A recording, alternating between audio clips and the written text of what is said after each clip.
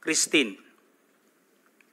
Hinihintay ako ng aking pamilya at nag-aalala at di nakatulog hanggang safety akong makauwi.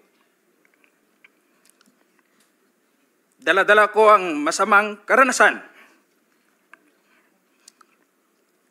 at hinanakit sa pangyayari, pero di ko agad nasabi sa aking asawa. Hanggang lumipas ang ilang araw, napansin niyang matamlay at di ako mapakali. Di